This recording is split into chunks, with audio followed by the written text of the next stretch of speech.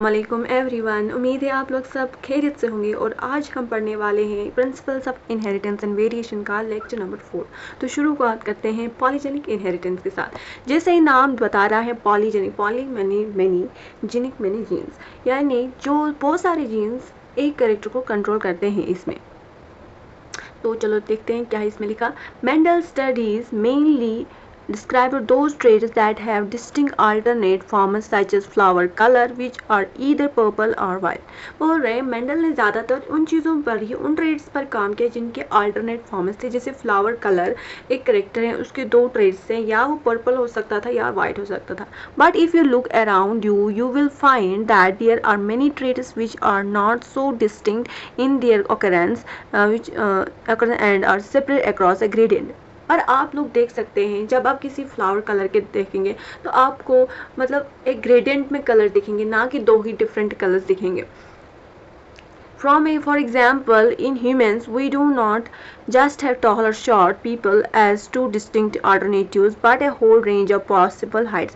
जैसे कि इंसानों में देख सकते हैं, हम छोटे और बड़े नहीं है, मतलब शॉर्ट और लॉन्ग टॉल नहीं है, हमारे बीच में मीडियम वाले हाइट के भी है, छोटे बहुत छोटे वाले और बहुत लंबे भी है। ये रेंज होती है एक ट्रेट्स की, ना कि दो डिस्टिंक्ट अल्टरनेटिव्स हैं। Such traits are generally controlled by 3 or more genes and thus called as polygenic trait। और ऐसे ट्रेट्स जिसकी एक ग्रेडियंट में हमें अकरेंस मिले वो तीन या तीन से ज़्यादा जीन से कंट्रोल होते हैं, उसे ही कहते हैं पॉलीजेनिक ट्रेट। आगे बढ़ते हैं। Besides the involvement of multiple genes, polygenic inheritance also takes place into account the influence of the environment। बोल रहे हैं कि मल्टीपल जीन्स होने की वजह से जो पॉलीजेनिक इनहेरिटेंस आता है, ऑल्सो इसमें एनवायरमेंट का भी इन्फ्लुएंस होता है। Human skin colour is another classical example for this. जैसे इंसानों का जो स्किन कलर है, ये भी इसका एक एग्जाम्पल है पॉलीजेनिक इनहेरिटेंस का। In a polygenic trait the phenotype reflect the contribution of each allele. बोल रहे हैं इस पॉलीजेनिक ट्रेट में जो फिनोटाइप है वो हमें रिफ्लेक्ट करता है हर एक अलील का contribution. That is the effect of each Aleel is additive, यानी हर एक अलील का जो भी जीन्स, जितने भी तीन से ज़्यादा जीन्स कंट्रोल करते हैं एक ट्रेट को, और हर जीन के जो अलील्स होते हैं उनका कंट्रीब्यूशन होता है फिनोटाइप में, और हर एक अलील का इफेक्ट एडिटिव होता है। To understand this better, let us assume that 3 genes A, B and C control skin color in human with dominant forms capital A, capital B and capital C responsible for the dark skin color and the recessive ones are for the light skin color। बोल रहे हैं जैसे कि हम देखें, अगर capital B, capital C, capital A, ये तीनों हैं, ये रिस्पॉन्सिबल होंगे, डोमिनेंट फॉर्म्स हैं एक डार्कर स्किन कलर के लिए, और इनके स्मॉल वाले जो हैं वो रिस्पॉन्सिबल होंगे लाइट स्किन कलर के लिए। The genotype with all the dominant alleles capital A, capital A, capital B, capital C will have darkest skin color and that with the recessive alleles will have the lightest skin color। बोल रहे हैं जो genotype जिसमें खाली dominant alleles हो उसमें वो सबसे ज़्यादा डार्केस्ट स्किन कलर होगा, और वो इंसान जिसके सारे जो अलील्स होंगे स्किन कलर में वो रिसेसिव वाले होंगे, वो उसकी लाइटेस्ट स्किन कलर होगी। As expected, the genotype with 3 dominant alleles and 3 recessive alleles will have an intermediate skin color। बोल रहे हैं जैसे कि जीनोटाइप है विथ जिसके पास 3 डोमिनेंट अलील्स हैं और 3 रिसेसिव अलील्स हैं, उसमें इंटरमीडिएट स्किन कलर भी हो सकता है। In this manner the number of each type of allele in the genotype will determine the darkness और lightness of the skin colour of an individual. बोल रहे हैं एक जो जीनोटाइप है कितने नंबर्स ऑफ अलील्स हैं उसमें इन दिस मैनर जो नंबर ऑफ अलील्स है, कितने नंबर ऑफ अलील्स हैं एक जीनोटाइप में, वही डिटरमाइन करेगा कि किसी इंसान की स्किन कलर कैसे, वो डार्क है या लाइट है। अब हम पढ़ेंगे प्लियोट्रॉपी। प्लियोट्रॉपी में क्या है?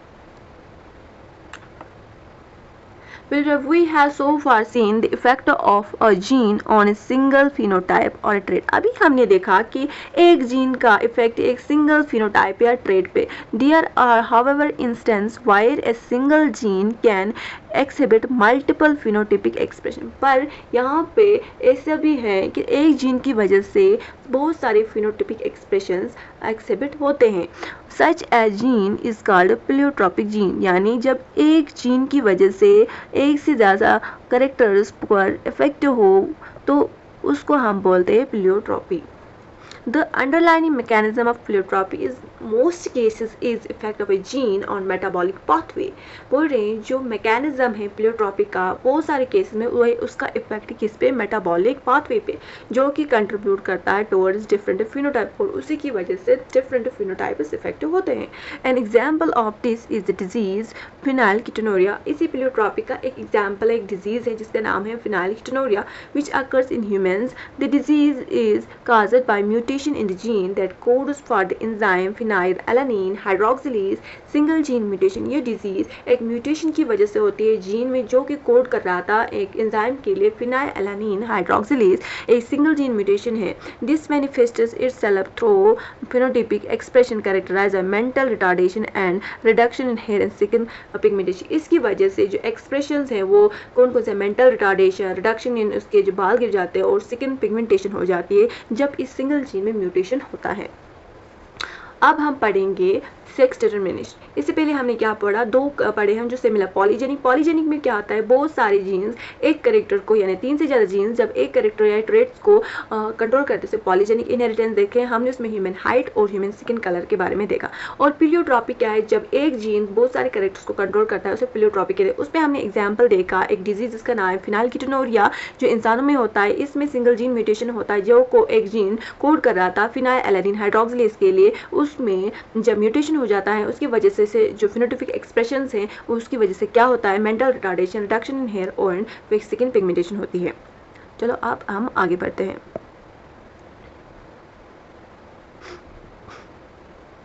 Sex determination. The mechanism of sex determination has always been a puzzle before the geneticists. The initial clue about the genetic and chromosomal mechanism of sex determination can be traced back to some of the experiments carried out in insects। बोल रहे हैं जो ये sex determination था एक puzzle थी पहले ज़माने में जब तक कि एक clue नहीं मिला genetic और chromosomal mechanism of sex determination का। इसमें पहले हमने जब देखा कि पहले जो sex determination पहले insects में की गई। In fact, the cytological observation made in a number of insects led to the development of the concept of genetic and chromosomal basis of sex determination। बोल रहे जब हम इंसेक्ट्स में साइटोलॉजिकल ऑब्जर्वेशन कर रहे थे यानी उसको साइटोलॉजिकल यानी साइटोप्लाज्म में जब ऑब्जर्वेशन कर रहे थे तो हमें देखा एक डेवलपमेंट होगा एक कंसेप्ट का genetic and chromosomal base of sex determination. यानी जेनेटिक यूज़ करके क्रोमोसोम्स को यूज़ करके हम सेक्स डिटरमिनेशन कर सकते हैं।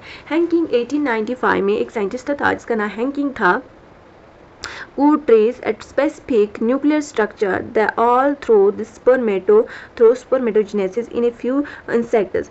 उसने देखा कि एक स्पेसिफिक न्यूक्लियर स्ट्रक्चर उसने देखा स्पर्मेटोजेनेसिस के दौरान जब स्पर्म्स बनते हैं इन इंसेक्ट्स में, तो उसने देखा इस दौरान एक स्पेसिफिक न्यूक्लियर स्ट्रक्चर होता है। And it was also observed by him that the 50% of the sperm received the structure after the spermatogenesis whereas other 50% sperm did not receive it। उसने देखा कि स्पर्मेटोजेनेसिस के बाद कुछ 50% जो स्पर्म थे वो इस स्ट्रक्चर को रिसीव करते थे और 50% इसको रिसीव नहीं करते थे।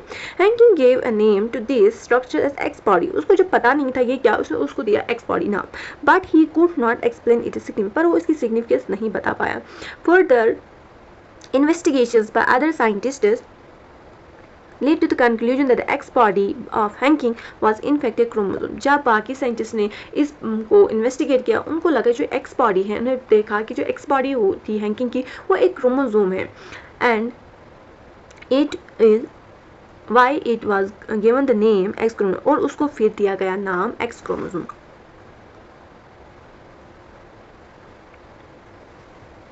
It was also observed that in a large number of insects, the mechanism of sex determination is of the XO type, that is, all eggs bear an additional X chromosome besides the other chromosomes, ने autosomes। उन्होंने देखा जो insects हैं उनमें जो sex determination है वो XO type है, यानी जो females हैं जिन्हें eggs हैं उनमें 2 X क्रोमोसोम होते हैं और besides जो ऑटोजोम्स होते हैं इनके, that all X bears an additional X chromosome beside the other chromosomes यानी autosomes.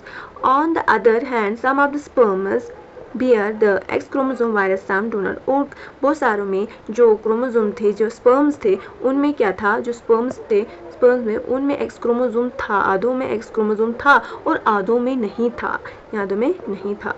Eggs fertilized by sperm having X chromosome become the female and those fertilized by sperm that do not have an X chromosome become male। और जब fertilisation होती थी, जब egg और sperm की fertilisation होती थी, उस स्पर्म की जिसमें एक्स क्रोमोसोम था तो फीमेल बनती थी और जब इसमें नहीं था तो मेल बनता था। आगे बढ़ते हैं। Do you think the number of chromosomes in the male and female are same equal. क्या आपको लगता है कि मेल और फीमेल में जो क्रोमोसोम सेम होंगे, इक्वल होंगे? Due to involvement of the X chromosome in the determination sex, it was designed to be the sex chromosome। It was designed that to be the sex chromosome and the rest of the chromosomes were named as autosomes। बोल रहे हैं जबकि जो involvement हुई x chromosome की sex determination में, तभी उनको बोला गया सेक्स क्रोमोसोम और बाकी जो भी क्रोमोसोम्स है उनको ऑटोसोम्स बोला गया। जैसे इंसानों में क्रोमोसोम्स है सेक्स क्रोमोसोम्स और जो बाकी कैरेक्टर्स को कंट्रोल करने वाले क्रोमोसोम्स होते हैं।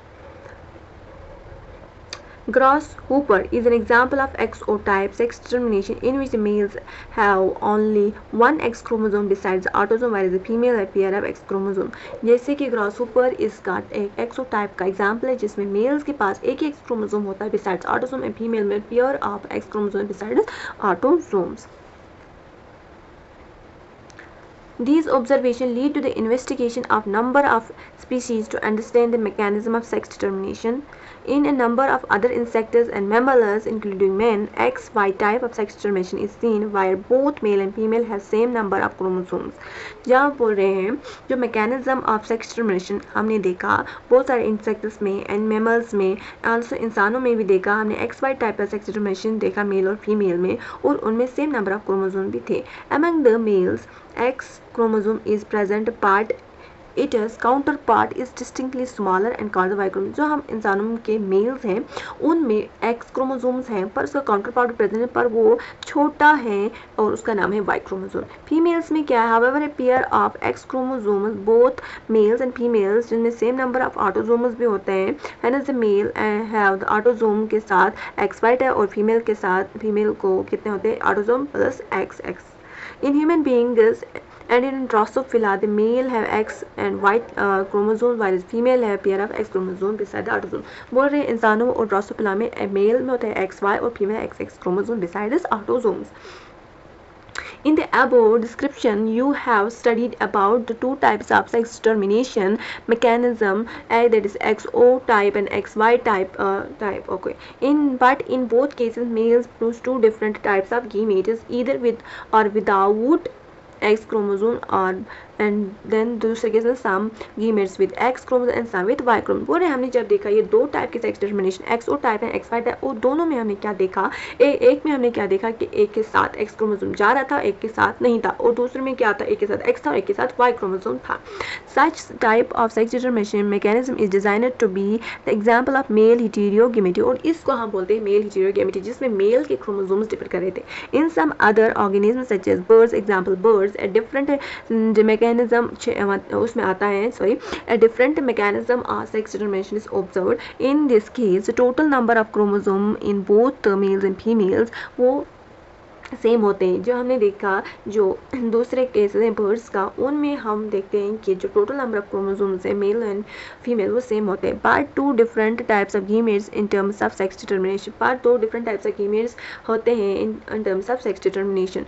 क्या है, that is produce by female. यहाँ पे फीमेल दो टाइप के गीमेट्स प्रोड्यूस करते हैं, इसमें कहते हैं that is female heterogamety. In order to have a distinction with the mechanism of sex determination described earlier, the two different sex determinations of female bird have been designed to be ZW chromosome। जो birds हैं उसमें जो chromosomes होते हैं उसमें क्या क्या होता है, एक दो Z होता है और W होता है, उसमें female heterogameity शो होती है। In these organisms females have one Z and one W chromosome whereas males have a pair of Z chromosome besides other। और जो males होती है ये female बर्ड थी और जो मेल बर्ड होता है उसमें पेयर ऑफ Z क्रोमोसोम्स होते हैं। in humans. It has already been mentioned that the sex determining mechanism in case of humans is X Y type. जो इंसानों में जो हम डिटरमाइन करते हैं सेक्स वो एक्स वाई टाइप है, जिसमें out of 23 pairs chromosome present होते हैं. 22 पेयर्स जो एक्जैक्टली सेम होते हैं बोथ मेल और फीमेल में. दीज जो होते हैं ऑटोसोम्स होते हैं, और एक पेयर ऑफ एक्स क्रोमोसोम होता है जो प्रेजेंट होता है फीमेल में, वाइल मेल्स में एक्स वाई क्रोमोसोम्स प्रेजेंट होते हैं जो डिटरमाइन करते हैं मेल कैरेक्टरिस्टिक्स. ड्यूरिंग जो स्पर्मेटोजेनेसिस होती है, जब गीमेट्स बनते हैं, स्पर्म्स बनते हैं मेल्स में, 2 टाइप्स ऑफ जो गीमेट्स प्रोड्यूस होते हैं, जहाँ पे 50% जो होते हैं टोटल स्पर्म में वो प्रोड्यूस वो कैरी करते हैं एक्स क्रोमोसोम, और जो रेस्ट 15% है वो कैरी करते हैं x chromosome besides the autosome. Females में क्या होता है, वो प्रोड्यूस करते हैं एक ही टाइप का ओवम जिसमें with X chromosome. There is an equal probability of fertilization of ovum with sperm carrying either X or Y chromosome. equal probability होती है जो X क्रोमोसोम है फीमेल का, उसके साथ X क्रोमोसोम फर्टिलाइज करे या Y फर्टिलाइज करे. In case of ovum fertilize with sperm carrying X chromosome, जो जाइगोट बनेगा वो फीमेल होगी. अगर फर्टिलाइजेशन हुआ ओवम का विद Y क्रोमोसोम तो स्पर्म जिस कैरी होगी स्पर्म वो मेल ऑफस्प्रिंग बनेगा. Thus it is evident that it is a genetic makeup of the sperm जो डिटरमाइन करता है कि चाइल्ड का सेक्स क्या होगा. It is also evident that in each pregnancy 50% probability होती है कि या तो मेल पैदा हो या फीमेल चाइल्ड पैदा हो. पर अनफॉर्चुनेटली हमारी सोसाइटी में ब्लेम किया जाता है फीमेल्स को, क्योंकि वो फीमेल चाइल्ड बर्थ करती है and have been ostracised and ill treated because of this false notion. अब हम पढ़ेंगे सेक्स डिटर्मिनेशन इन हनी बीज. सेक्स डिटर्मिनेशन ऑफ हनी बीज में देखिए जो पेरेंट हैं ये फीमेल है वो डिप्लॉयड होती है पेरेंट, और जो मेल होता है वो अप्लाइड होता है. जो फीमेल है उसमें मियोसिस होता है और गीमेट्स बनते हैं 16 क्रोमोसोम के. तो F1 जनरेशन जो आई वो 16 बनी यानी male through the unfertilised egg. जब अनफर्टिलाइज्ड एग होता है वो मेल बनता है और through a process called parthenocarpy. And male में जो है उसमें माइटोसिस होता है और 16 क्रोमोसोम्स गीमेट्स आता है. जो गीमेट आता है फिर एक फीमेल का भी आता है गीमेट और वो फर्टिलाइज होकर फीमेल चाइल्ड बर्थ देते हैं, फीमेल हनी बी बनती है. This extermination honeybee is based on the number of sets of chromosome of an individual receive. ये जो number of chromosomes कितने receive करेगा उस पे डिपेंड करता है honeybee का sex. An offspring is formed from an union of a sperm and egg develops a female यानी queen and worker. जब भी fusion होगा union होगा sperm और egg का वो female बनेगी queen and worker, और unfertilized egg वो develop होगा male में drone में by means of parthenogenesis. Sorry मैंने parthenocarpy कहा था पर parthenogenesis है. This means that the male have half the number of chromosome that the female. ये इसका मतलब जो मेल के पास है उसके पास हाफ नंबर ऑफ क्रोमोसोम्स होते हैं देन फीमेल से. The female are diploid. जो फीमेल है वो डिप्लॉयड होती है, उसके 23 क्रोमोसोम होते हैं. मेल हैप्लॉयड है और उसके पास 16 क्रोमोसोम्स होते हैं. This is haploid diploid sex determination system. एक स्पेशल कैरेक्टरिस्टिक फीचर है that as the male produce sperm by mitosis and they do not have father and thus can not have sons. यानी जो mail है इसे mitosis से produce होता है sperms और उनके बाप और सन नहीं होता बट है ग्रैंड सन, पर उनका ग्रैंड सन और ग्रैंड फादर और ग्रैंड सन होता है. How is the sex determination mechanism different in birds and इतकन एक कुछ कहा है कि बर्ड्स में डिफरेंट होता है, चिक्स में डिफरेंट होता है. हम आगे बढ़ते हैं. म्यूटेशन अच्छी तरह से मॉलिक्यूलर थ्योरी ऑफ इनहेरिटेंस पे बताया गया है, पर यहाँ पे एक थोड़ा सा इंट्रोडक्शन दिया वो पढ़ लेते हैं. म्यूटेशन क्या है? ये एक फिनोमेना है जो इसकी वजह से अल्ट्रेशन होता है डीएनए के सीक्वेंसेस में और कंसेक्टिवली जिसकी वजह से चेंज आते हैं जीनोटाइप और फिनोटाइप ऑफ एन ऑर्गेनिज्म. जब किसी के डीएनए में चेंज आ जाए तो उसका जो जीनोटाइप है और फिनोटाइप उसमें भी चेंज आ जाती है. In addition to recombination mutation वो एक अलग फिनोमेना है जिसकी वजह से वेरिएशन होता है. रिकॉम्बिनेशन की वजह से वेरिएशन होता ही होता है और म्यूटेशन की वजह से भी होता है. As you will learn in chapter 5 one DNA helix जो रन करता है continuously from one end to another end each chromatid में, जो इन हाईली सुपरकाइलर्ड फैशन में. जब एक ये क्रोमेटिड है इसमें जो डीएनए है वो एक एंड से दूसरे एंड तक मूव करता है सुपरकाइलर्ड फैशन में यानी हेलिक्स. देयरफॉर जब लॉस यानी डिलीशन और गेन इंसर्शन और डुप्लीकेशन होता है of A segment of DNA इसकी वजह से अल्ट्रेशन आता है क्रोमोसोम में, result in alteration in chromosome. जब एडिशन हो या लॉस हो सेगमेंट ऑफ डीएनए की, उसकी वजह से चेंजेस आते हैं क्रोमोसोम में। सिंस जो जीन्स हैं known to be located on chromosome, genes जो होते हैं वो क्रोमोसोम्स में होते हैं, डीएनए पे होते हैं। अल्ट्रेशन इन क्रोमोसोम जिसकी वजह से एबनॉर्मेलिटीज़ है, एब्रेशंस आते हैं। जब क्रोमोसोम में चेंजेस आएंगी उसकी वजह से जीन्स में भी चेंजेस आएंगी। Chromosomal aberrations are commonly observed in cancer. जब क्रोमोसोमल एब्रेशन, क्रोमोसोमल जो अल्टरनेशन होते हैं, अल्ट्रेशन होती है, चेंजेस आते हैं क्रोमोसोम, उसकी वजह से ना वो ज़्यादातर कैंसर सेल्स में पाया जाता है।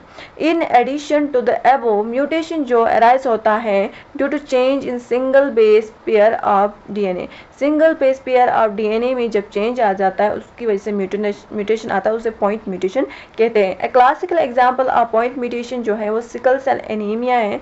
सिकल सेल एनीमिया एक क्वालिटी वाइज प्रॉब्लम है, क्वालिटी वाइज इसका जो है ये एक पॉइंट म्यूटेशन की वजह से होता है सिकल सेल एनीमिया। डिलीशन हो या इंसर्शन हो एक बेस पेयर का डीएनए में, इसकी वजह से फ्रेम शिफ्ट म्यूटेशन होता है। The mechanism of mutation is beyond scope of this discussion. यहाँ पे दिया है कि जो म्यूटेशन का है वो हमारे स्कोप जो हमें पढ़ना है उसके बाहर है, पर यहाँ पे दिया हुआ है जो कुछ केमिकल और फिजिकल फैक्टर्स होते हैं जो कि म्यूटेशन काज कराते हैं, जैसे म्यूटेशन को म्यूटाजेंस कहते हैं। यूवी रेडिएशंस हैं जो कि म्यूटेशन काज करवाते हैं, यूवी रेडिएशंस। ओके, अब पढ़ेंगे हम जेनेटिक डिसऑर्डर्स में पेडिग्री एनालिसिस। पेडिग्री एनालिसिस से पहले मैं आपको कुछ बताऊंगी।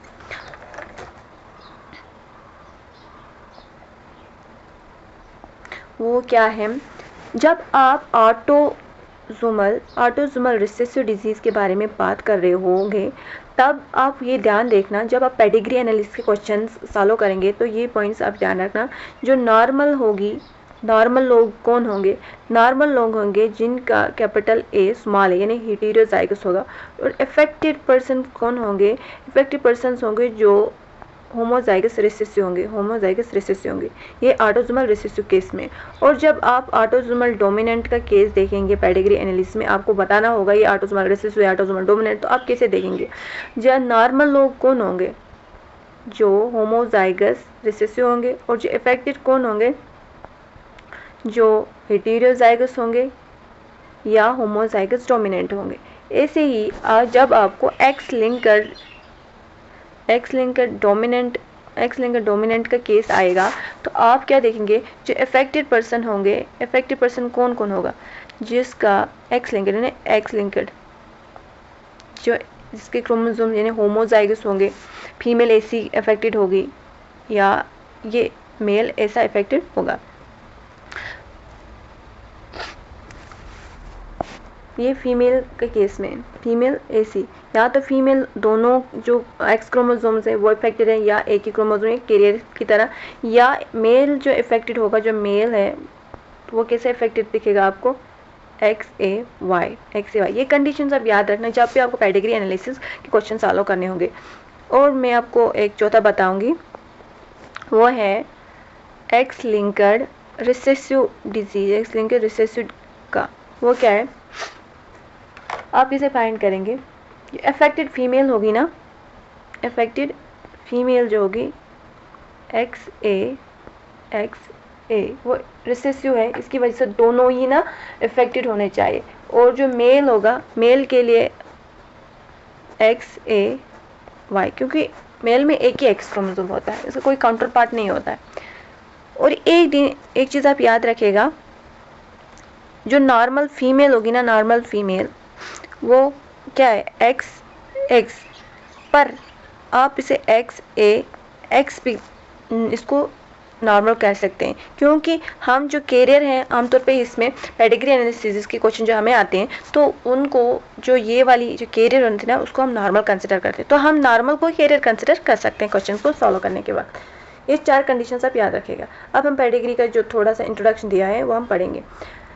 The idea that disorders are inherited has been prevailing in the human society since long.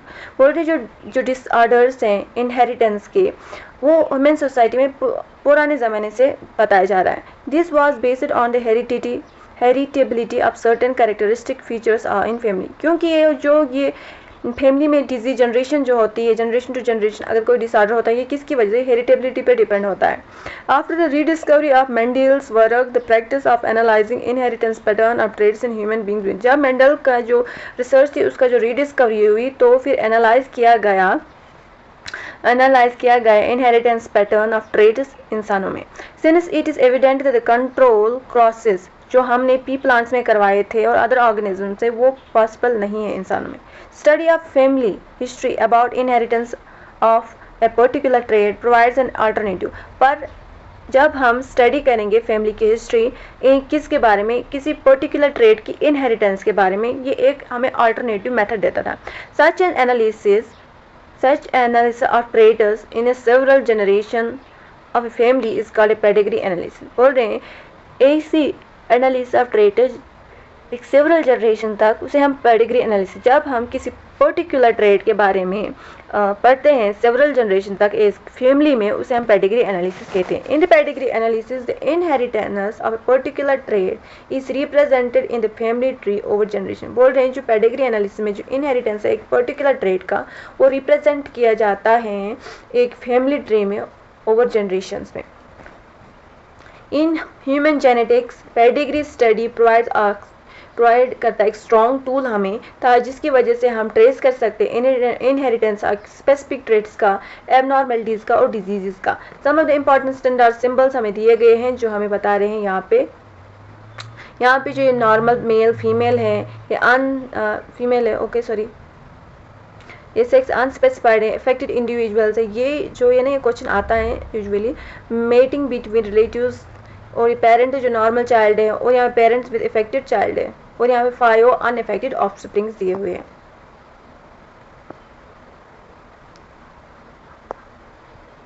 As you have studied in the chapter, each and every feature जो है एक ऑर्गेनिज्म का, वो कंट्रोल कौन करता है, वन और अदर क्रोमोसोम, जो जीन्स जो लोकेट होते हैं डीएनए पे, और जो डीएनए प्रेजेंट होता है क्रोमोसोम में। ओके, डीएनए जो है वो एक कैरियर है जेनेटिक इन्फॉर्मेशन का, it is transmit from one generation to other without change और अल्ट्रेशन, और अगर चेंज अल्ट्रेशन आ भी जाए ओकेशनली, जिसकी वजह से सच एन अल्ट्रेशन और चेंज इन जेनेटिक मटेरियल, उसकी वजह से म्यूटेशन होता है।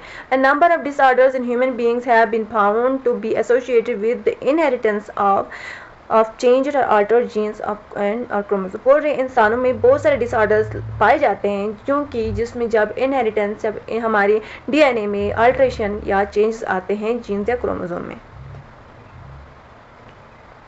मेंडेलियन डिसऑर्डर्स हैं, अब हम इसके बारे में पढ़ेंगे। ब्रॉडली जेनेटिक डिसऑर्डर्स में be grouped into 2 categories, Mendelian disorders and chromosomal disorder. जो जेनेटिक डिसऑर्डर्स हैं उनके 2 कैटेगरीज, एक तो है मेंडेलियन डिसऑर्डर, दूसरे chromosomal disorder. Mendelian disorders are mainly determined by alteration और mutation in the single gene.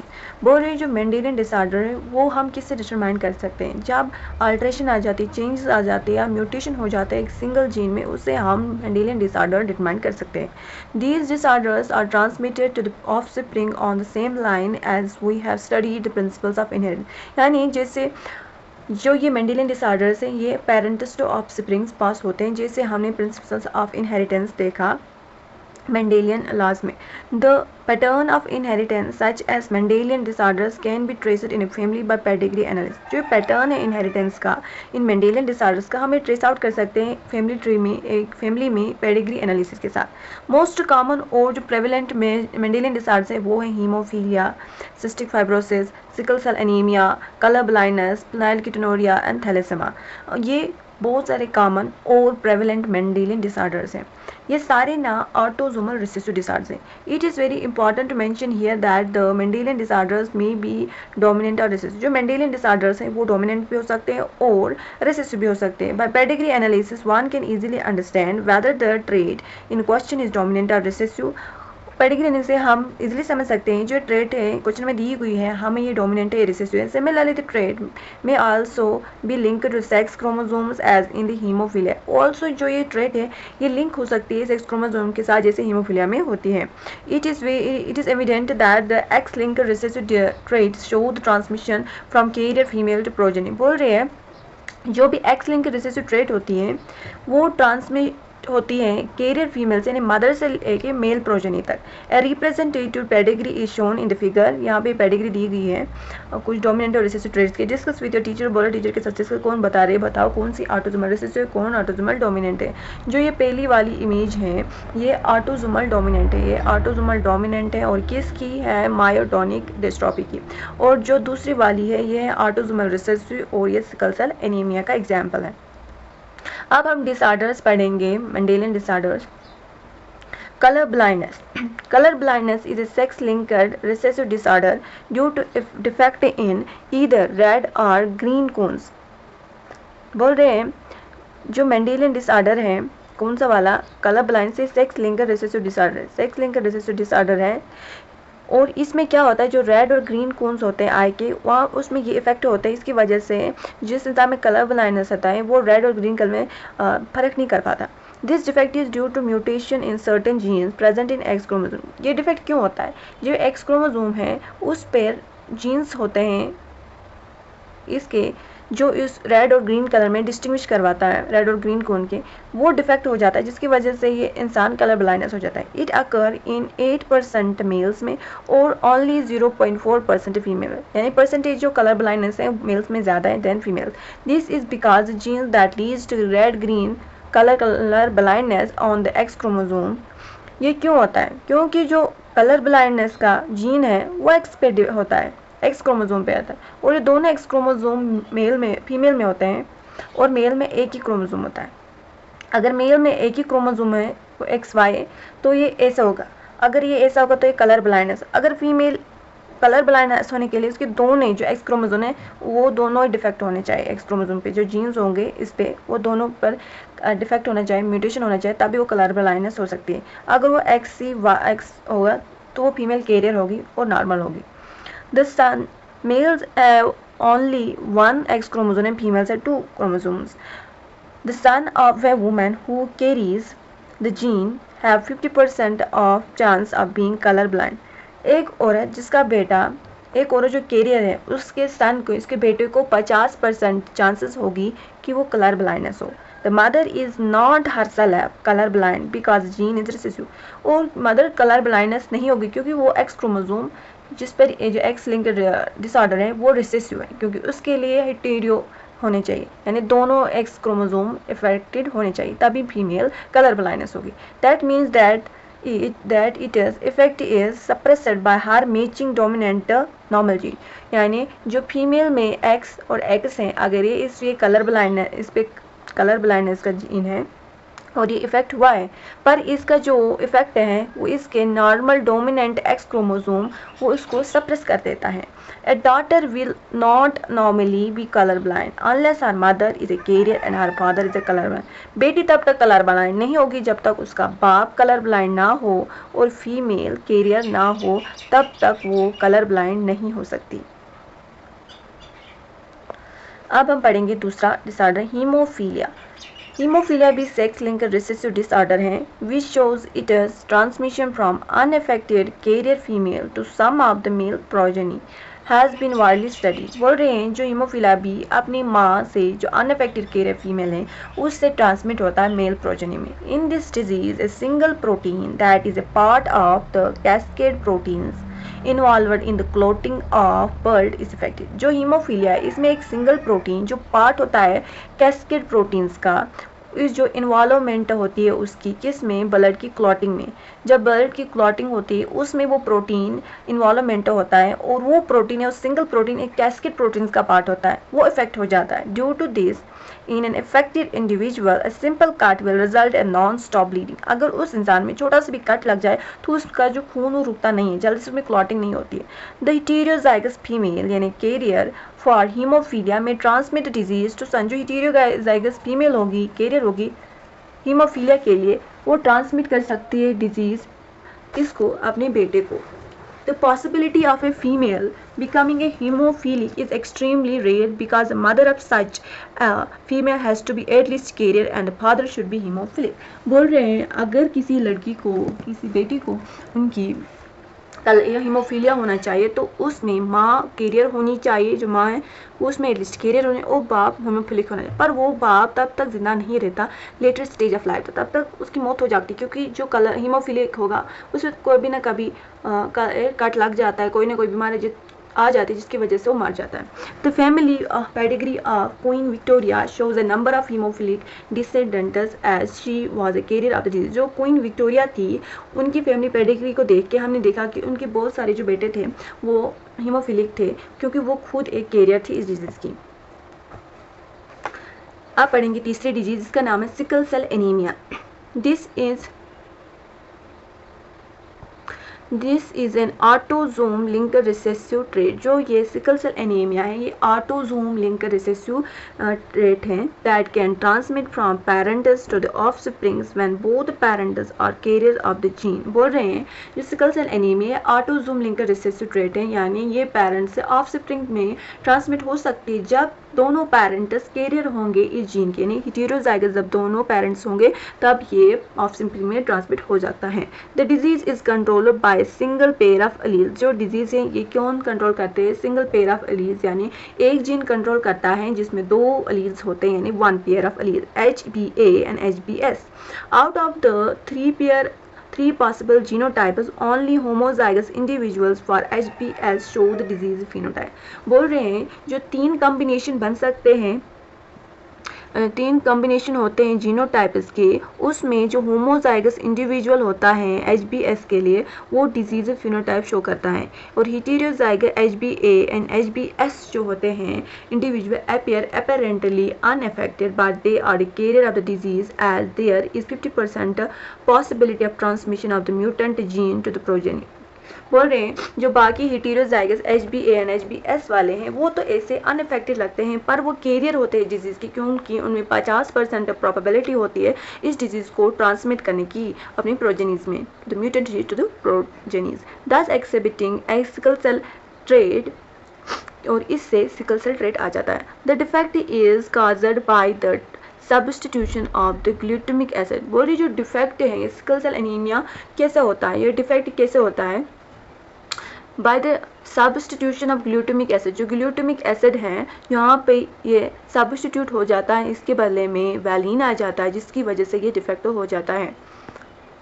Valine by valine at the 6th position, कहाँ पे? 6th position of the beta globin chain of the haemoglobin molecule.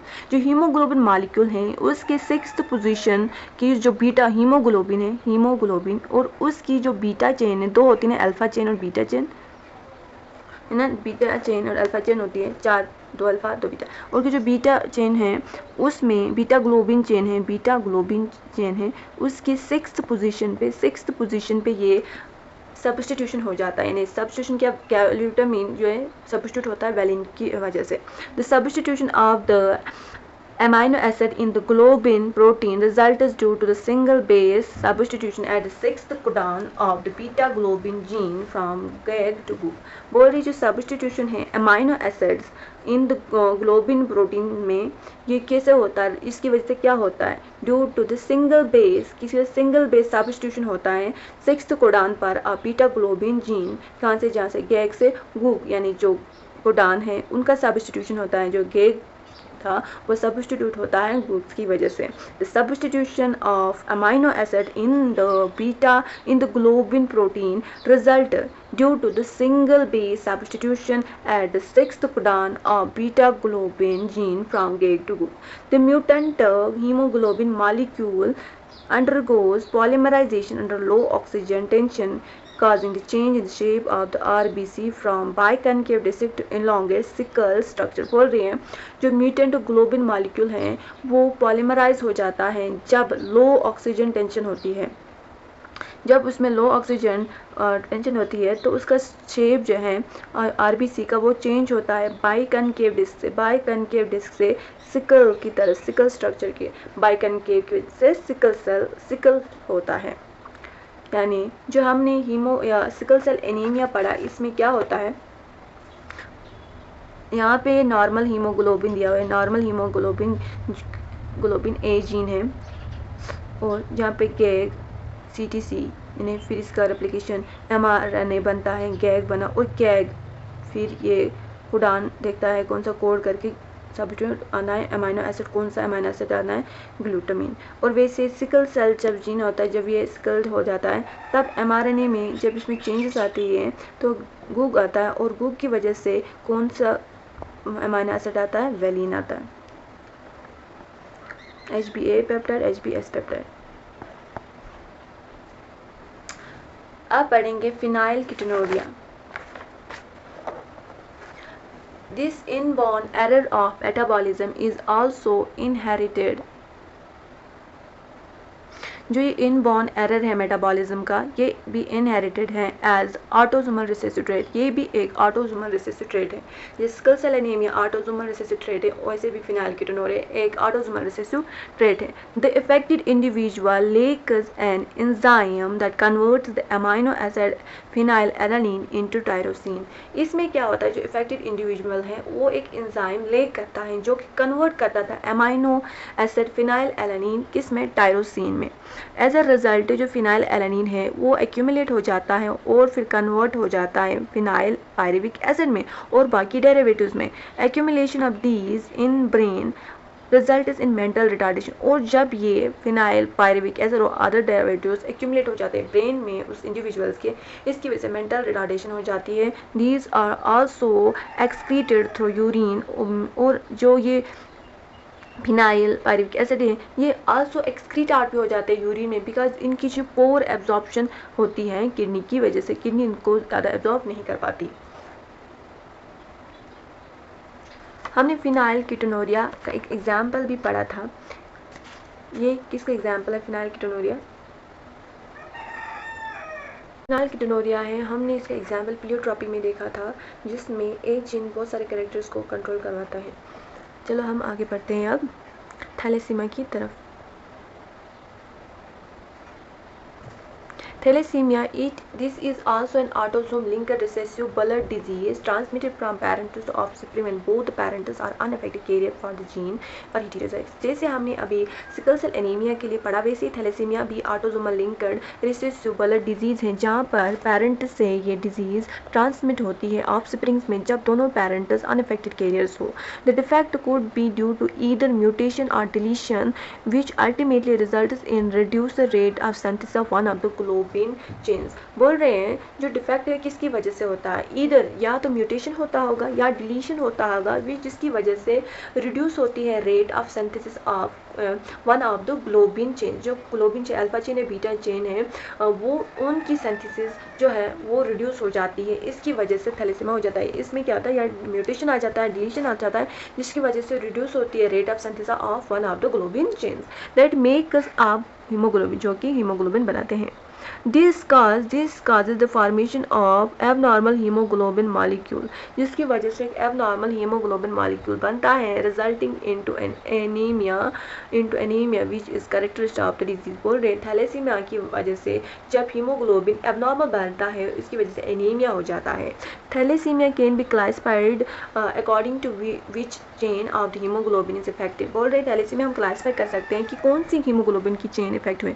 In alpha thalassaemia production of alpha globin is affected, while beta globin thalassemia production of beta globin chain is affected। Alpha thalassaemia में alpha globin chain effect और beta thalassaemia में beta globin chain affected होती हैं। Alpha thalassaemia is controlled by two closely linked genes. जो alpha thalassaemia वो दो jeans से control होता है, HbA1 and HbA2 on chromosome 16। जो क्रोमोसोम 16 है उसमें दोनों पेरेंट्स की ऑफ ईच पेरेंट्स, उनमें दो जीन्स हैं वो इसको कंट्रोल करते हैं। एक जब ये क्रोमोसोम है दोनों पेरेंट्स के, इसके भी ये मेल और फीमेल का क्रोमोसोम्स है, तो इनमें जो 16 क्रोमोसोम 16 है ये, उनमें दो जीन्स हैं, क्लोज लिंक्ड जीन है, HbA1 एंड HbA2। ये दो जीन्स इस अल्फा थैलेसीमिया को कंट्रोल करते हैं। And it is observed due to mutation और deletion of one or more of the 4 jeans. यानी ये देखा गया है म्यूटेशन की वजह से या डिलीशन की वजह से एक या एक से ज़्यादा genes, one of the 4 gene का मतलब यहाँ पे इसके 2 एलील्स होंगे और इसके 2 एलील्स, यानी 4 एलील्स हुए, तब ये बोल रहा है one or more of the 4 genes, यहाँ पे जीन्स एलील्स को डिनोट कर रहा है। द मोर जीन्स इफेक्टेड, जितने ज़्यादा जीन्स इफेक्टेड होंगे, the less alpha globin molecule is produce, जितने ज़्यादा जीन्स इफेक्टेड होते उतना ही अल्फा ग्लोबिन मॉलिक्यूल कम प्रोड्यूस होगा।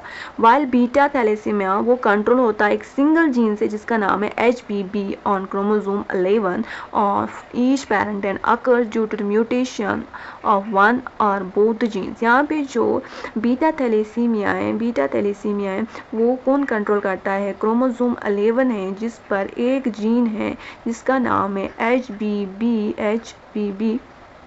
इस जीन के 2 एलील्स होंगे, वो 2 एलील्स उसमें एक या दोनों ही जीन्स यहाँ पे एलील्स को डिनोट कर रहे हैं, जितने जीन्स इफेक्टेड होंगे या म्यूटेट हुए होंगे।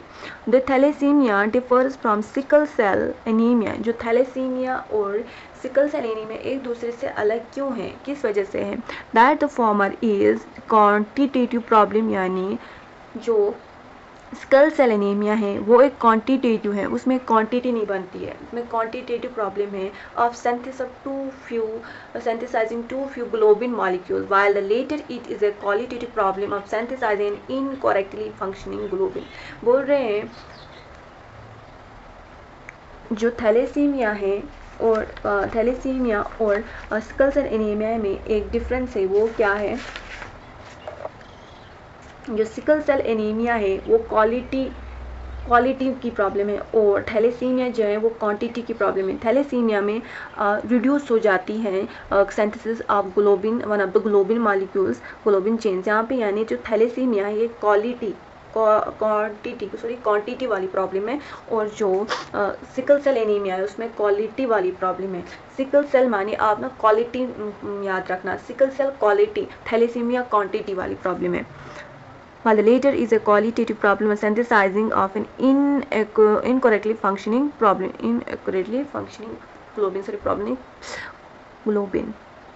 अब आगे बढ़ते हैं क्रोमोसोमल डिसऑर्डर्स पर। Chromosomal disorders on the other hand are caused due to absence or excess or abnormal arrangement of one or more chromosome। बोल रहे हैं जो क्रोमोसोमल डिसऑर्डर्स हैं वो क्यों होते हैं, या तो एब्सेंस होता है या एक्सेस होता है या एबनॉर्मल अरेंजमेंट होता है एक या एक से ज़्यादा क्रोमोसोम्स का। Failure of segregation of chromatids during the cell division cycle results in the gain और loss of a chromosome called aneuploidy. बोल रहे हैं जब सेल डिवाइड हो रही है फिर वहाँ पे फेलियर हो जाता है सेग्रीगेशन ऑफ क्रोमेटिड्स, जो एक क्रोमोसोम के 2 क्रोमेटिड्स होते हैं, जब वो क्रोमेटिड्स अलग नहीं होते हैं उसकी वजह से या तो गेन हो जाता है या लॉस हो जाता है एक क्रोमोसोम्स का, उसे हम एन्यूप्लॉइडी कहते हैं। गेन और लॉस ऑफ क्रोमोसोम उसे एन्यूप्लॉइडी कहते हैं। एन्यूप्लॉइडी फॉर एग्जाम्पल जो डाउन सिंड्रोम है result in the gain of extra copy of chromosome 21। Similarly, Turner syndrome results due to loss of an X chromosome in human females। बोल रहे जो down syndrome है इसमें ये कैसे होता है, जब एक्स्ट्रा कॉपी होती है क्रोमोसोम 1 की आ जाती है। टर्नर सिंड्रोम फीमेल्स में होती है जिसमें लॉस होता है एक एक्स क्रोमोसोम का। Failure of cytokinesis after telophase stage of cell division result in increase in whole set of chromosome in an organism and this phenomena is polyploidy. बोल रहे जब साइटोकाइनेसिस ना हो टेलोफेज स्टेज पर सेल डिवीजन का, जिसकी वजह से होल सेट ऑफ क्रोमोसोम एक ऑर्गेनिज्म में आ जाता है, जिसकी उस फिनोमेनन को हम पॉलीप्लाइडी कहते हैं। This condition is often seen in plants, ये ज़्यादातर प्लांट्स में देखा जाता है। अब हम आगे बढ़ें। The total number of chromosomes in a normal human cell is 46 यानी 23 पेयर। बोल रहे हैं जो टोटल नंबर ऑफ क्रोमोसोम्स होते हैं एक नॉर्मल ह्यूमन सेल में वो 46 और 23 पेयर है। आउट ऑफ दीज 22 पेयर जो है वो ऑटोसोम्स है और 1 पेयर क्रोमोसोम है सेक्स क्रोमोसोम है। समटाइम्स दो rarely either an additional copy of chromosome may be included in an individual. और एक रेयरली कभी कभी होता है कि additional copy of chromosome include हो जाती है एक इंडिविजुअल में, या और एन इंडिविजुअल में ले, क्या कोई इंसान जो ले करता है वन पेयर ऑफ क्रोमोसोम, या कभी एक इंसान ले करता है एक 1 पेयर ऑफ क्रोमोसोम्स या कभी गेन करता है क्रोमोसोम।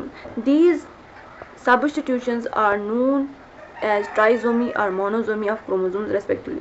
बोल रहे हैं जब जब एक इंसान में एडिशनल कॉपी हो जाती है, क्रोमोसोम में इंक्लूड हो जाती है तो या ट्राइसोमी हो जाती है, और जब कोई इंसान ले करता है वन पेयर ऑफ क्रोमोसोम से मोनोसोमी कहते हैं, उसे मोनोसोमी कहते हैं। Such a situation leads to a very serious consequence in an individual, और इसकी वजह से उस इंडिविजुअल में बहुत सारे चेंज आ जाते हैं। Down syndrome, Turner syndrome, clean-filter syndrome, ये कुछ कॉमन प्रॉब्लम्स हैं, कॉमन डिजीज हैं, डिसऑर्डर्स हैं, क्रोमोसोमल डिसऑर्डर्स हैं। डाउन सिंड्रोम में क्या होता है? This genetic disorder is the presence of, किसकी वजह से? एडिशनल कॉपी ऑफ क्रोमोसोम 21 यानी ट्राइसोमी हो जाती है। This disorder was first described by Langdon Down in 1866. The affected individual is short-statured with small round hand. बोल रही है जो डाउन सिंड्रोम है इसमें क्या होता है? ट्राइसोम में 21 क्रोमोसोम की एडिशनल कॉपी इंक्लूड हो जाती है इस इंडिविजुअल में। ये पहले डिस्क्राइब किया था लैंगडन डाउन में 1866। और इसमें जो पर्सन है वो छोटा कद क्या होता है? स्मॉल राउंड हैंड्स होते हैं, फॉरवर्ड टंग होती है उसकी, पार्शियली ओपन माउथ होता है उसका, और जो पाम होता है, पाम वो ब्रॉड होता है और उसमें कैरेक्टरिस्टिक क्रीज होती है। Physical, psychomotor and mental retardation होते हैं इस इंडिविजुअल्स को। क्लिन-फिल्टर सिंड्रोम क्या है? This genetic disorder is also caused due to the presence of additional copy of X chromosome resulting into a karyotype 47XXY। जो clean-filter syndrome है इसमें क्या होता है? ये क्लिन-फिल्टर सिंड्रोम मेल में होता है जिसमें एक एडिशनल कॉपी हो जाती है क्रोमोसोम एक्स की, जिसकी वजह से 47 क्रोमोसोम हो जाता है, इसमें XXY कैरियोटाइप बन जाता है। सच एन इंडिविजुअल, सो उसको क्या होता है? उसको ओवरऑल मैस्कुलिन डेवलपमेंट हो जाती है, फेमिनाइन कैरेक्टर्स डेवलप हो जाए, feminine development, development of breast, gynaecomastia is also expressed. Such an individual sterile हो जाता है। टर्नर सिंड्रोम जो है ये फीमेल में होता है। इस डिसऑर्डर में क्या आता है? एब्सेंस ऑफ एक्स क्रोमोसोम हो जाता है जिसकी वजह से 45 विद XO कैरियोटाइप बन जाता है। सच फीमेल जो होती है वो स्ट्राइल होते हैं, ओवरीज रुडिमेंट्री हो जाती हैं, और जो बाकी के फीचर्स हैं वो भी सेकेंडरी हो जाते हैं। जो सेकेंडरी फीचर्स है, सेकेंडरी सेक्सुअल कैरेक्टर्स, वो भी लेक कर जाते हैं। यानी 3 डिसऑर्डर्स हमने पढ़े। एक तो डाउन सिंड्रोम में ट्राइसोमी होती है 21 क्रोमोसोम की वजह से, और जिसको क्लिन-फिल्टर सिंड्रोम मेल में होता है जिसमें कॉपी, एक एडिशनल कॉपी एक्स क्रोमोसोम हो जाता है जिसकी वजह से ओवरऑल मैस्कुलिन डेवलपमेंट हो जाता है, 47 विद XXY कैरियोटाइप हो जाता है, उसमें ब्रेस्ट डेवलपमेंट और स्ट्राइल हो जाती है। टर्नर सिंड्रोम में फीमेल्स में development with 45 with XO karyotype, x chromosome वो ले करते हैं, स्ट्राइल हो जाती है और इस रुडिमेंट्री हो जाती है, और बाकी जो sexual other secondary sexual character वो भी ले करते हैं। और हमने फिर ये भी पढ़ा जब सेग्रीगेशन ऑफ क्रोमेटिड्स होते हैं ड्यूरिंग सेल डिवीजन, जिसकी वजह से गेन और लॉस होता है क्रोमोसोम्स का, उसे हम एन्यूप्लॉइडी कहते हैं। और जब साइटोकाइनेसिस के वक्त वो साइटोकाइनेसिस ना हो सेल डिवीजन की वजह से, जिसकी वजह से whole set of chromosomes gain हो जाते हैं, उसे हम पॉलीप्लॉइडी कहते हैं। उसे प्लांट्स में होता है। ओके, जब गेन हो उसे ट्राइसोमी होते हैं, और जब लॉस हो तो उसे मोनोसोमी कहते हैं। ये उनके स्ट्रक्चर दिए हैं। Tall structure with feminist characters, short structures with undeveloped feminine characters. Diagram जो शो कर रहा है responsible genetic disorder sex chromosome human, एक तो है पहला वाला क्लिन-फिल्टर सिंड्रोम। क्लिन-फिल्टर सिंड्रोम किस में होता है? मेल में होता है। टर्नर सिंड्रोम जो फीमेल्स में होता है। ऊपर दिया है डाउन सिंड्रोम जहाँ पे एक बच्चे दिखा रहा है, छोटा बच्चा दिखा रहा है जिसमें ब्रॉड फ्लैट फेस है, बिग एंड विंकलर टंग है, कंजेनाइटल हार्ट डिजीज होती है, फ्लैट बैक ऑफ हेड होता है, बहुत सारे लूप्स होते हैं, फिंगर और पाम क्रीज होती हैं। इसी के साथ हमारा जो चैप्टर है वो कंप्लीट होता है।